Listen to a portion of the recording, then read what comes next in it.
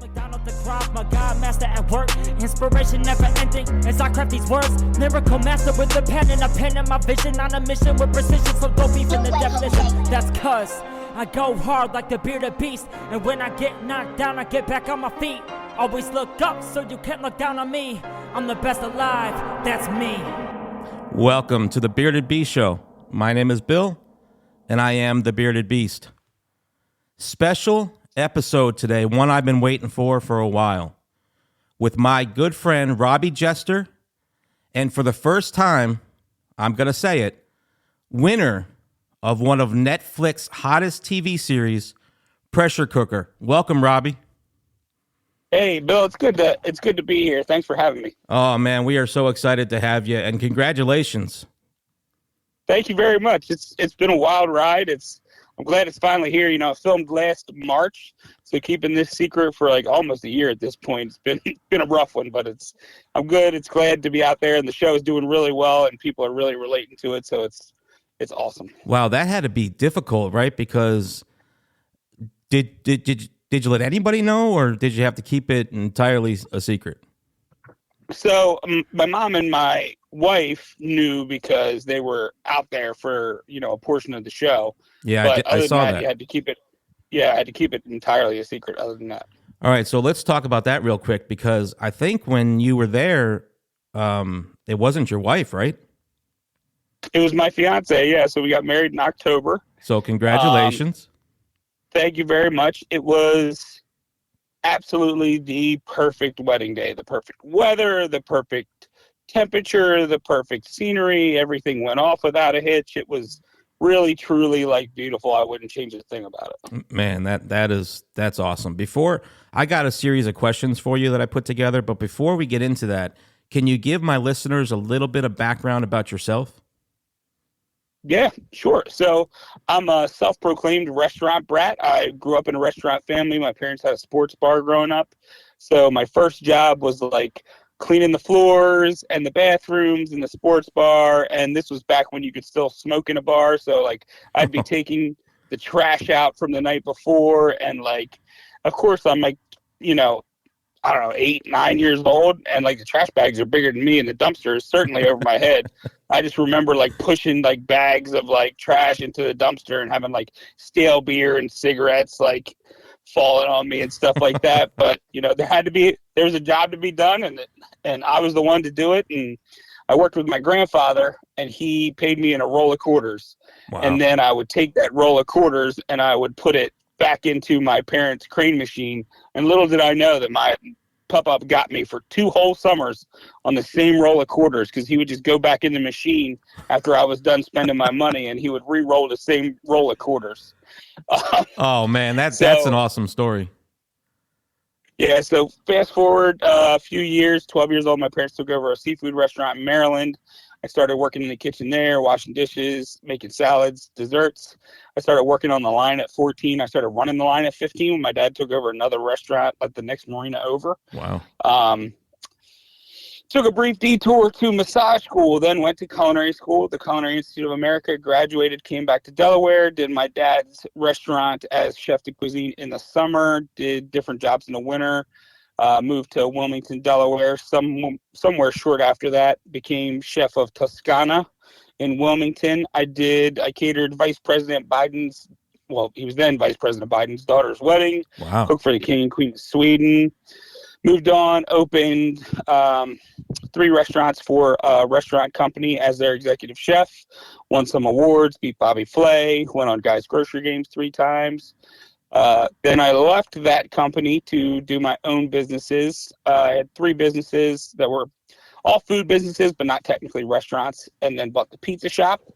Went on the show, came home, parted ways with some of those other businesses, kept the pizza shop, and started doing private chef and event work. And it is wildly successful and extremely busy, and I'm forever grateful. Wow, that is great. So in a way, the show has really helped you out a lot, right? Yeah, I mean, I would say yes, it has helped me out a lot. There's a lot of exposure and a lot of opportunities coming my way now. I mean, the show just premiered in January, so I'm just starting now to see those opportunities and things like that come through. But really, and I know that you're a proponent of this, but like just my involvement in my community and the fact that I don't just try to drain my community of resources and shit and their money, but I try to actually give back to my community. Really, like when I started doing the private chef stuff, they just embraced me. They saw my posts about doing it. People started booking me, and then word of mouth, I started getting repeat business. And I was really booked. When the show came out in January, I was booked every single weekend, at least single bookings or if not double bookings on every day of the weekend from January on to April. And now I'm booking like late June. Wow. That's awesome though. And you're right. I mean, community is everything. We're only as good as the people we surround ourselves with. And I see that in you. I saw that in you in the show. And I got to tell you, what an inspiration you were. I really got to know quite a bit about you by watching the show. And I really, really enjoyed seeing that side of you. You're you were so humble and graceful, and you were just an inspiration. I just saw that side of Robbie that I knew who you were and what you were about. But man, watching you on that show was just an inspiration. Thank you. I appreciate that. And one of the coolest parts about this show is the element that you really got to see our personalities. Even though we're playing a game and we're cooking crazy challenges and we're living in a house together and it's not a natural environment, you really got to see the core of our personalities. We weren't playing a part. I wasn't playing a part. And one of the beautiful things is like people that have worked with me or work with me currently watching the show and going, man, you were no different on that show than you are in person. And that's the biggest compliment I think I could ever get. Yeah, that's great. So the first question I had for you was, I'm not sure how the process goes. Do you have to you got to apply for the show, I would assume, right? So every show is different and there is an application process for every show. But how you get to that application process can be different. So for this one, they actually found me on Instagram. Oh, wow.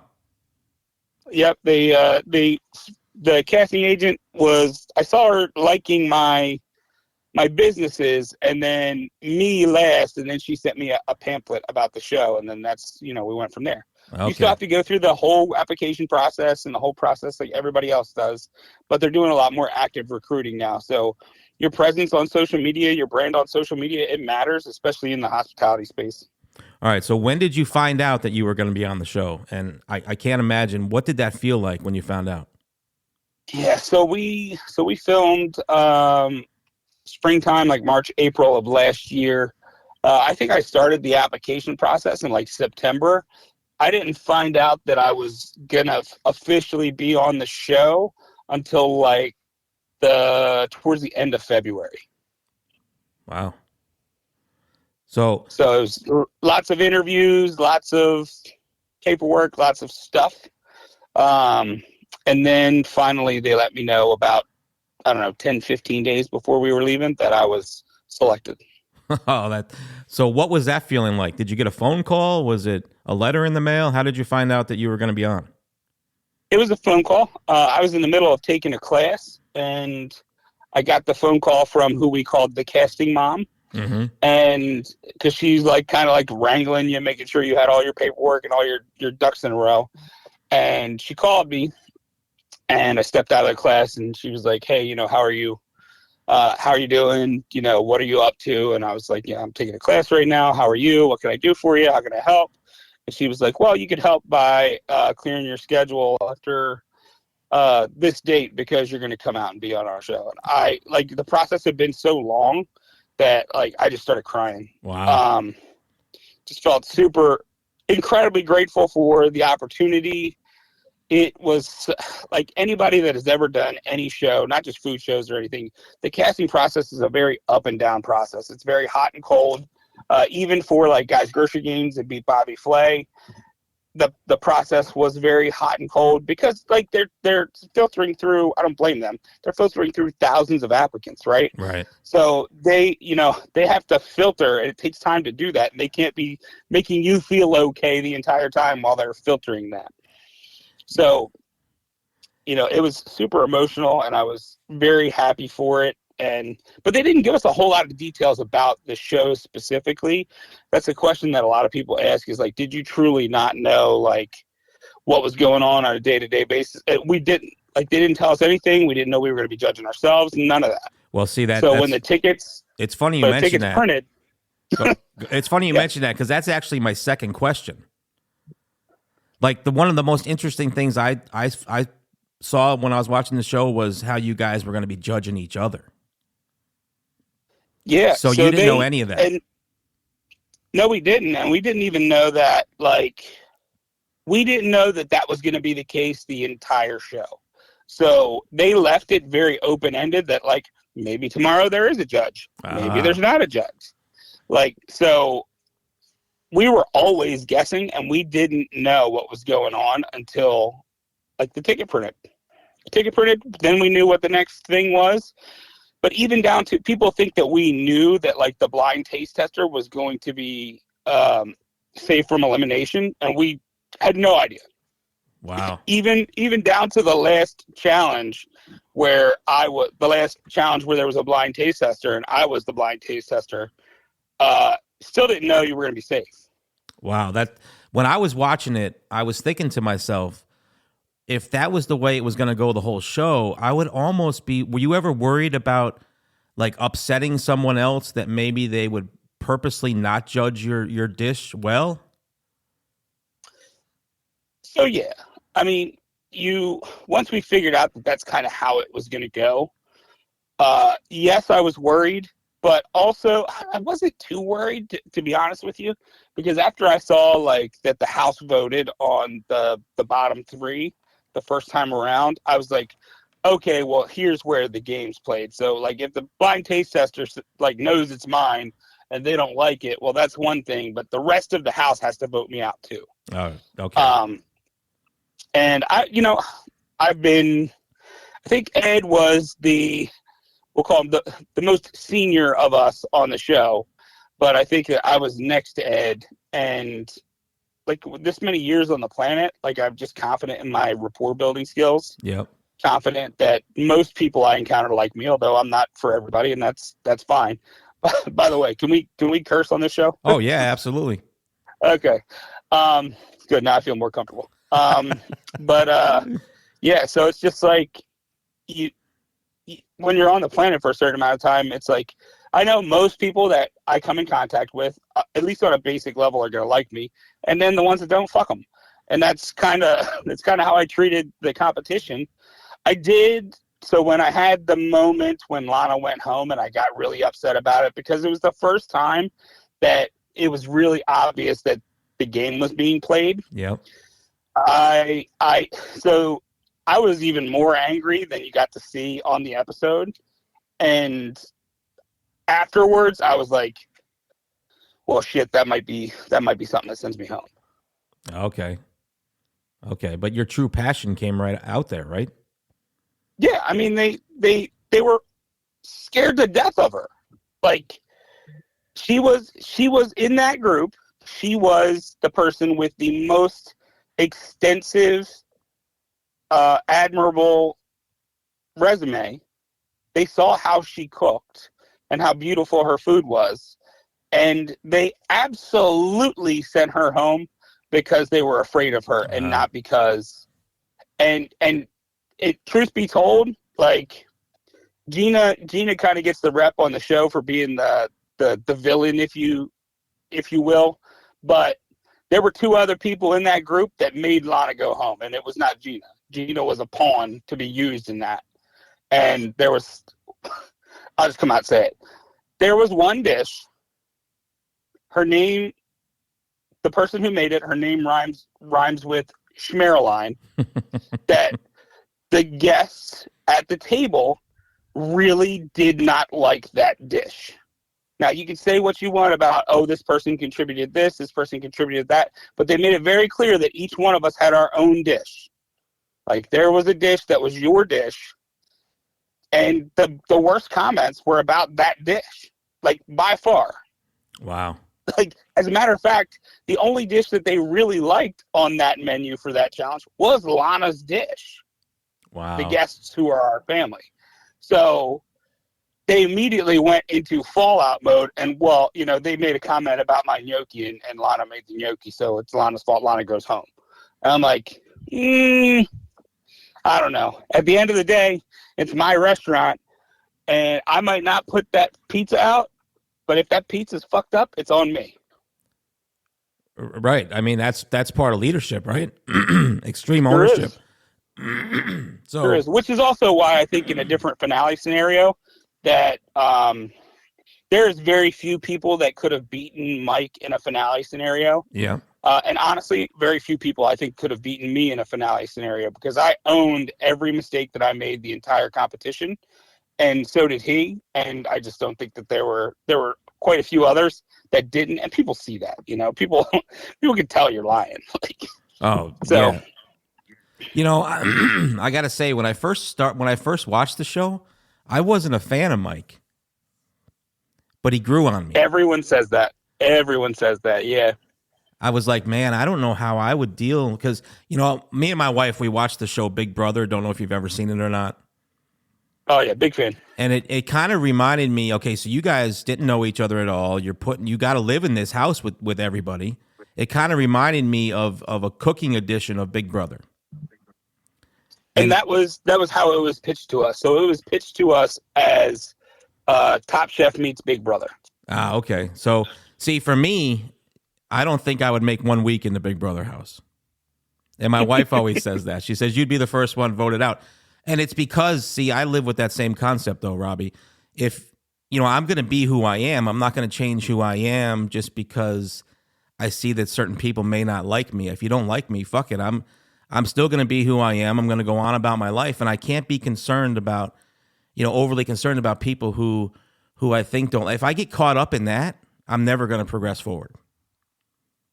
Yeah. And it's a lesson that you learn, right? That's a muscle that you build. It's not like I don't think anybody just like grows up past adolescence and they're like, fuck what other people think. I mean, some people might be, and that's great, but like, you can't, like, it just absorbs so much of your mental space if you're worried about. Oh my God. It takes so much of your energy. Yeah. And it's like, and I'm not infallible with it, right? Like when the show first came out, there was tons of hate on the internet. It's remarkable to me how many losers can sit in their basement, watch reality TV, get so invested in the outcome of a show, and when it doesn't go the way that they want it to, they are so appalled and so upset. It is so significant in their life that they have to reach out to a stranger and say really mean shit to them. And when the show first came out, there was a lot of that. Wow. So were people doing that to you? Oh, yeah. Like, you don't deserve to win. Mike's the better chef. You cried your way to $100,000. Like lots of, and I would get emails and shit like that. And it's like funny because like as soon as it came out, it was like 80% positive and 20% negative. But the 20% negative was so mean that It was like, what is going on? And now, it's really shifted. And now I feel like it's, 99.5% positive, and there's like 0.5% that's negative. But man, people get invested, and when it's kind of like mirrors society right now. People get really invested in what they think is right, and with no ability to like say that maybe even though you think it's right, that's not the way the world is. And that was the case here. And I went through a process with that where it started out where I was like, man, maybe they're right. Maybe I didn't deserve to win. And then I was like, well, I did. And then I started going, well, okay, if I went up against this person in the finale, do I think I would have won? If I went up against this person and this person. And then after like all of that analysis, I was like, well, who are these people to say anything to me anyway? So I started looking at their profiles when they would reach out to me. And I'm like, whew, you got 22 followers? That means if you walk your neighborhood, less than one person in your neighborhood gives a shit that you exist. Like, and then I just started like going at people. And it's funny because they tell you not to do that, right? They're like, don't give them a platform. Yeah. Don't make them famous. And I was like, no, you know what? I'm done. I'm done. And I did it probably 3 or 4 times where I just verbally ripped somebody's face off, and it almost stopped altogether. Well, you know, It was pretty amazing. and I know you've heard it, and we've all heard it, but so those to me sounded like those were probably your haters, right? We all need to have haters because if we have haters, that means we're doing some shit right. Yep, I think it's Cat Williams that said, if you got 9 haters, you better try like hell to get the 10th. Yeah. So, was there a point at any time during the show where you felt like you had an advantage and like maybe you were a front runner to win? I definitely think that the confidence scales shifted. Probably for me right around the dessert challenge. Because even though I didn't win the dessert challenge, I felt like I was finally hitting a stride in making my food. And that people were being receptive to it and I was being respected. And I knew once Ed left the house, Ed's my boy. I talk to Ed every day. Okay. But once he left the house, I was like, there is no one else in this house and it sounds weird to say this out loud. I was like, there's no one else more likable in this house right now. Then There's also no one else in this house that has never been up for elimination. And that's a powerful position to come from. right. So how difficult was it living? So you didn't know any of these people going into it, right? No. So you enter. You were the first one in, right? I sure was, yep. What was that like when you walked through the door? Surreal. They don't let you see it ahead of time. They really, you walk in and you experience it all for the first time, and it's overwhelming, right? But you're also, I'm a competitor, so I'm walking through and I'm enjoying, looking at it, finally seeing this vision that I've had come to fruition of me being in this house. But I'm also looking around and going, okay, where is this? Where is that? Remember this. You're going to need this. There's the competitive part of me that was being very tactical about, where I spent my time. If you notice in that walkthrough, I spent most of my time in the kitchen area because I wanted to know where everything was at. Wow. That all right. So you're put into a house. There was how many chefs came? There was 11 of us all together. All right, so 11 strangers. What was the hardest thing living, let's not say cooking wise, but just living wise with 11 people you haven't known? Honestly, the day-to-day living with 10 other chefs wasn't that bad. Being away from home and being away from your family and no contact and stuff like that, that was the hardest part. And I was going through some things in business at the time that made it extremely difficult for me to be away. So that kind of disconnection was difficult. But I got to be honest, my housemates made it really a lot easier to be away. There was not any friction. I would say the only thing that was really difficult is when I'm ready to go to bed, I'm going to fucking bed. And the way that it works on set is the lights really don't go out until the majority of everyone is kind of on their way to bed. So if they were all staying up drinking and having a good time, Papa Bear is trying to go to sleep. Oh, and the lights are still on. And the lights are still on. So I would say that was probably the most difficult part. But really, you're living with other hospitality people, and I think that's so much different. And I think the casting department did such a fantastic job of putting a great group of people together that it was really tremendous to just be around them. And we all supported each other, which was fantastic. We had great conversations that we had socially, around family meal. We would do themed nights. Oh, that's so cool. We would make each other dinner and do Taco Tuesday and pizza night and Indian night and breakfast for dinner and stuff like that. So we had a great time. So that part was easy. It was just the being away that was really hard. So, I mean, I know how competitive you are, but put aside the competitiveness. I saw you created some amazing relationships, it looked to me like in there. So when you were creating these relationships with your other house guests, was it difficult to go into competitions knowing at some point you could possibly eliminate them? The hardest part of every day, it's getting me emotional that you just asked me. Nobody asked me that question, by the way, so thank you. Oh, you're welcome. The hardest part of my everyday, despite like how I felt about how they played the game or whatever, was when somebody went home. Because the mentor in me, the encourager in me was like, man, I mean, so there's a clip in the ad for the show that never got aired in that actual show. And it's me in the confessional room crying and going, that's a stone cold way to go home. Mm-hmm. And that was when Liv went home, the first challenge. Oh, wow. I was absolutely, she deserved to go home. She made a fatal flaw in her dish. And when you compete, that's just how it is. But I just felt terrible that she was the youngest person in the house. She was going home based off of one dish that she had made. She never got a chance to shine. And what that would do to her mentally just crushed me. Right. I felt so bad for her. And then subsequently, every time somebody went home, it was the shittiest part of the day, regardless of how I felt about them. So how often did that happen? Like, how long did it take you guys to film the show? How many days after an elimination were there another one? I would say someone was eliminated like every other day, and there was like maybe one or two like 2-day shots where nobody got eliminated and they were the ones where people had to like do a cook-off to stay in the house. So like when Brian and Ed had to do a cook-off, I think there was like a 2-day break there where nobody got eliminated. And then when Ed, Gina, and Renee had to make chocolate dishes, I think there was a 2-day break there too. So it was like every 2 or 3 days someone went home.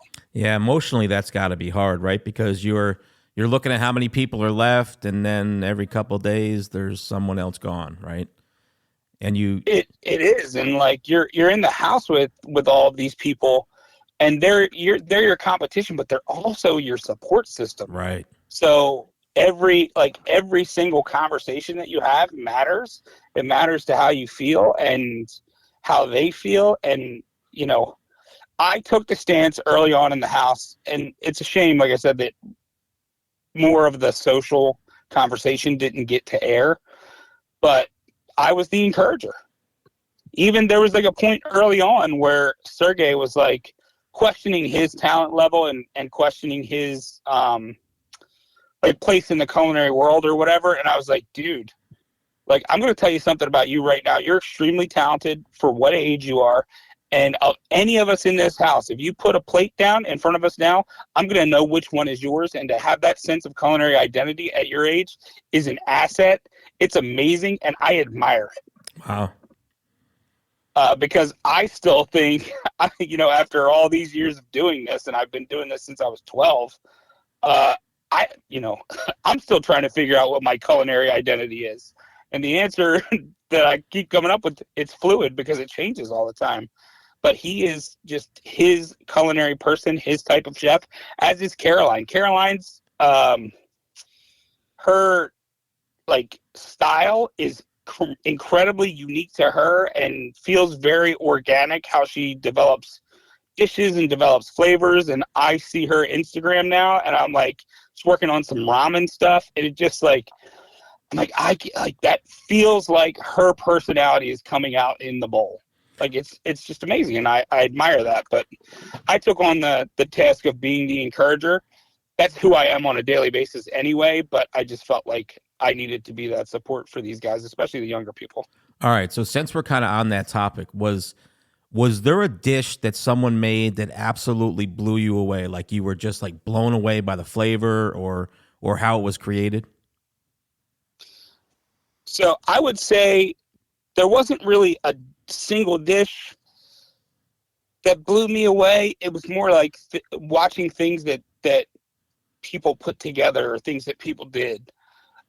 Renee's, although I'll say, even though I don't think it deserved to be first place in the chocolate challenge because it was a chocolate challenge, mm-hmm. The grilled prawn dish that Renee made with the white chocolate, I don't know, salsa or succotash or whatever underneath of it, that shit was delicious. Like I said, I don't even, like succotash or whatever it was underneath that shrimp was probably the most delicious bite of food I've tasted the entire competition. So did you discover Was it- things there that you had never seen before? Like, did people put dishes together that you had never heard of or seen, or think that like this would go with that?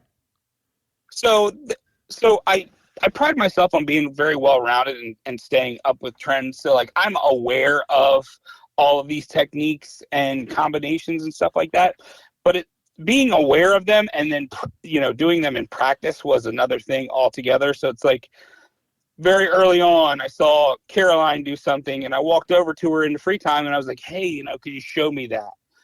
And with Mike, he made like Dippin' Dots on like day 2 or something like that. And I was like, yo, man, how do you make I saw do the Dippin' Dots? And, then I turned around and made Dippin' Dots in the finale, and there was lots of stuff like that I was like, wow. And then the pantry, there were condiments and vials and bottles of things from all over the world in that pantry. It really was like a chef's wet dream. Wow. And so I went through on like day 2 and I just started tasting everything because I hadn't been exposed to like a lot of those like obscure Japanese ingredients and stuff like that. I just remember getting to one thing and tasting it, and it blew my entire palate out. I started drinking water. I was like, my tongue's numb. Like, what is going on? And then when Sergey like woke up, I was like, yo, man, you know what this is? He goes, oh, that's the Szechuan pepper extract. I was like, oh, yep, that makes sense. Well, I can't feel my tongue now. So it was like I was trying to learn as much as possible. And to be honest with you, when you're like doing the day-to-day in the restaurant business as a chef, like you develop in like your downtime, and you don't have a lot of downtime unless you're actively working for someone else. So that period of time on the show, I developed more as a chef in that, 3.5 weeks of being on that show than I had probably the previous 6 years in the business. Okay, so that was one of my questions. So you must have had some like downtime, free time on the show. Were you guys allowed to like cook then? You could make whatever you wanted? Yeah, we could use whatever was there. We could cook whatever we wanted. There was a certain point in time, where it was like, hey, like get out of the kitchen, go to bed or go read a book or something. But we really could use whatever was left over in the kitchen, and we cooked for each other all the time. And, Renee would make breakfast. She makes fantastic breakfast. Mike would make dinner, or I would make dinner, or I did pizzas on the show, which you never got to see. There were some good looking pizzas though. Were you guys allowed to contact anyone like at home? Did you still have your phones? Could you make any phone calls? No. So you can't have any contact. So no phone, no internet. Oh man, that must have. I'll tell you what, that would probably be one of the hardest things for me. Yeah, it was the hardest part. So there were 2 times where they gave you like a little bit of time on your phone, but it was supervised. So do you still stay in contact with the other competitors from the show? I know you talked. You said you talked to Ed. Yeah, so we're all on like a group text, and we probably use that. We use that like, I don't know, every week, every other week, check in with each other. But Ed, I talk to just about every day. Gina, I talk to probably every 2-3 days. Lana here and there. Lana does so much traveling, I don't want to like bother her in transit. So we chatted up, and we're working on possibly doing some projects together. Ed and I are definitely working on some projects together. Gina and I are going to do a couple dinners together. She's coming out to see me in a couple weeks. I've got locally in Delaware, we've got a huge high school culinary culture, and they do a huge competition every year. It's called the Pro Start competition. It's teams of 4 to 5 kids, and they have to make 3 courses in an hour on 2 portable burners. That's the only like gas equipment they're allowed to have. So we've got, I want to say like 20 culinary teams in the state of Delaware that compete. And the winner goes to nationals, and then at nationals so last year Delaware won first at the National Pro Star competition. So first out of like 51 teams or something like that. So huge culture. Delaware has the benefit of being small, so all of the talent in the state is within 2 hours driving distance. So we really come together and all coach these kids. So Gina and Ed are coming out for a couple of like celebrity chef panels and to just hang out and enjoy the time with us. So besides the money, which I know had to be amazing for you to win, do you believe that, what were some of the biggest things that you took away from the show? That did it teach you any new skills or help sharpen some of the ones you already had? I would say the number one lesson from the show, and I knew this beforehand, and I know you know this, relationships in life are everything. Everything. How you behave, how you interact, how you hold yourself accountable in your relationships in life is everything. So I would say for me, yes, the money is great. I haven't gotten it yet, but the money is great, but the relationships are worth far more than any cash prize ever could be. And that's from a professional standpoint, as well as a personal standpoint and a social standpoint, and just a love in your heart standpoint. Other things that I learned on the show, I am way better than I give myself credit for. I am my own worst critic when it comes to the food that I make.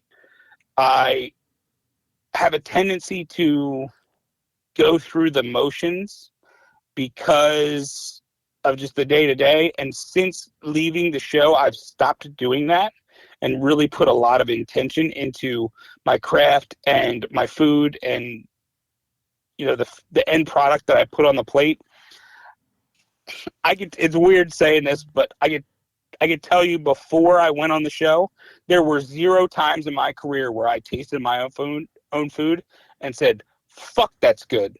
Wow. And there have been at least 20 since the show where I've put something together, a new dish on a plate or something like that, and gone, fuck, that's delicious. Yeah, but man, that's good, because we are our worst critic. We self-sabotage ourselves, right?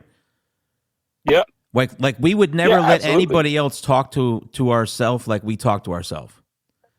Like Absolutely. some of the things I say to 100%. myself, if somebody said to me, I'd probably punch them right in the mouth, you know, but we do that to ourselves. And if you even got that out of just being on the show, I would almost even say that's right up there with relationships and the money, because if you have the ability to not do that anymore in your brain and self-sabotage yourself, you can go anywhere. Yeah, and you and I kind of like listen to the same sort of stuff. We watch the same sort of stuff. The gift that show gave me is I now recognize when I'm having that internal conversation that, like, and I've said that what you just said to me, I've said, you know, if someone else had said this to me, I'd probably punch them in the face. Mm-hmm. I notice when that negative talk is coming into my brain now so fast, and I literally say that to myself, like, look, if somebody else said this to you, you would be pissed. And, you know, redirecting that conversation and asking myself, you know, is that true? Is that absolutely true, what you were saying? And almost 100% of the time, it's not. It's just, you know, these debilitating thought processes that you beat yourself up about because of life and past situations and all that shit. But just like you've learned it, you can unlearn it. And it's a process. It takes time. And I noticed that conversation happening now, and I flip it. I read a great book when I came home. It's called Loving What Is. And it's basically like asking yourself those questions when you're having those moments of doubt, like, is this true? And then, you know, initially you're like, of course it's true. But then, is it absolutely true? Could it be possible in this universe that it is not true? And walking yourself through that, most of the time you don't make it past the second question, although there are more, because almost nothing is absolute. All right, what was the name of it? I'm going to have to check it out. It's called Loving What Is. All right, I'm definitely going to check that out. It's not the easiest read on the planet, but it is extremely valuable. Was there a favorite challenge you had during the show? I loved all the team challenges because I loved that dynamic. So I would have 2 answers to that. One, I loved the cheese challenge. I got 3rd place. If you ask the other competitors, they would all say that I deserved to get 1st place because I was cheese forward and I had by far the prettiest dessert plate. And I love challenges like that where it's like, okay, let's fold in something that doesn't go here and make it taste good. And I was really proud of what I put out for that dish. Other than that, the challenge where we cooked for our family, the seasonal favorites challenge, me, Mike, Renee, Ed, cooking for family. Because I'm going to tell you what, when those girls decided to not be on Mike and I's team and they changed their mind, I watched that very, very sweet, very funny, extremely faith-forward man go on a mission to put somebody down. Wow. And being a part of that energy where he was like, I don't care if Gordon Ramsay walks in this door and he's on their team, he is going down. Wow. Did not care. It was amazing. Did you guys know that your family were coming? No idea. Oh, so that was an absolute surprise, huh? Yes, and it was perfectly timed. Absolutely needed it at that time. I can't imagine what that felt like. So no clue, no idea. They just opened up the door and there they were. Yep. Wow. All right, Robbie, we're heading into our last two questions. And here's one that I'm really interested to hear. What advice would you give to a younger Robbie today? And what advice would you give someone who might be afraid to take a chance at becoming an entrepreneur? The advice that I would give to a younger Robbie today is not everything is a matter of life and death. Wow, that's good. I took that, and also stop taking advice from leaders that you don't admire. Oh, that's another great one. There's a lot of them out there on the internet, aren't they? They're everywhere. They're everywhere. From their parents' garage telling you how to do your job. When you finally look them up, better. When you finally look them up, they haven't done shit. Yep. They're really good at making a video and talking in front of a cell phone camera. Boy, that is a really good one. But I took, as you age and as you go through life, like when I was younger, I took everything so seriously. Like every mistake, every bad plate, every bad interaction, like they were just the end of the world. And it's just not the case. Like you gain resiliency as you grow up. And it's like, if I had known at 15 years old that I would go through the things that I've gone through and survived them, I think that it would have given me a lot of perspective. So that's the big thing for me. And a big book that helped me out there too was How to Stop Worrying and Start Living. So that's the name. Is that the name of the book? Yep.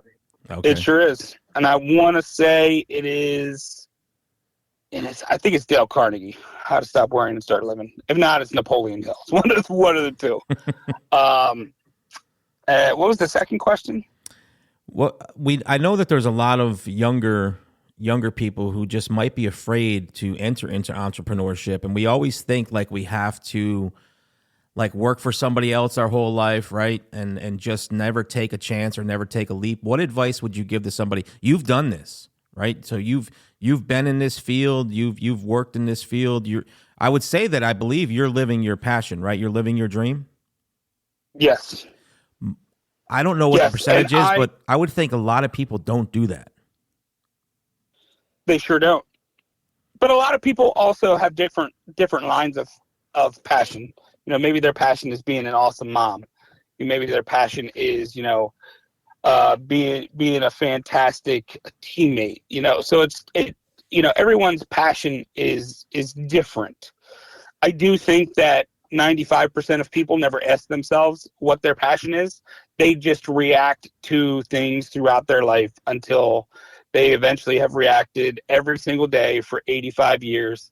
And then they leave us never having really played any of their music or sang any of their songs. They just reacted to everything going on around them their entire life. And there's power in being intentional.